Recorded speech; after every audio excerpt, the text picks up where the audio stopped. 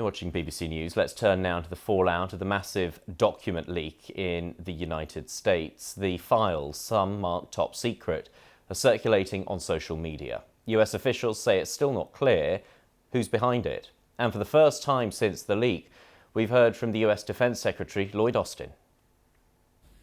Now, I can't say much more while the Justice Department's investigation is ongoing, but we take this very seriously, and we will continue to investigate and turn over every rock until we find the source of this and the extent of it.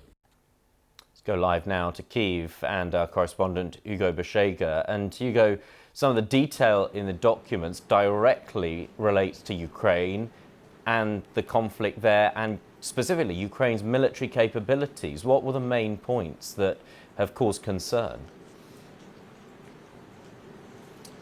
Yeah, Ben, I think the US is now in damage control mode following those leaks, the largest leaks of classified documents in many years. And I think we heard from the US Defense Secretary expressing confidence that the Ukrainians can achieve success in this counteroffensive. And I think this was reaction perhaps to one of the leaks reported yesterday by the Washington Post, saying that earlier this year US officials had questioned the ability of the Ukrainians to make significant gains in a counteroffensive. We know that the Ukrainians are planning an offensive to try to take back territory that's now under Russian occupation, and I think one of the challenges mentioned was problems with ammunition, also the numbers of Ukrainian troops. So I think this shows the difference between what is being said publicly and what is being discussed behind the scenes,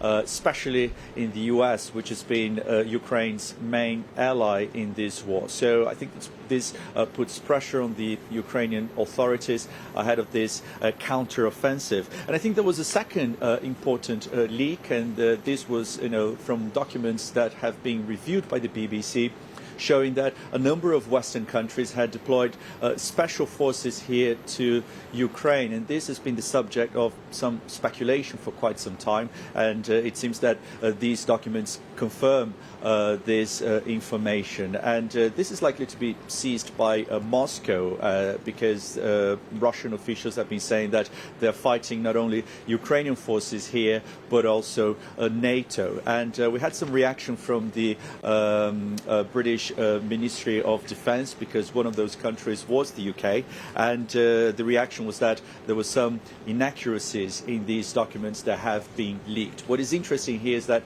American officials are not disputing the authenticity of these documents that have been leaked, and I think for American officials investigating these leaks, two key questions remain. Who is behind those leaks and why? Okay. Hugo, thank you very much. For the moment, Hugo Beshega there for us, our correspondent in Kyiv.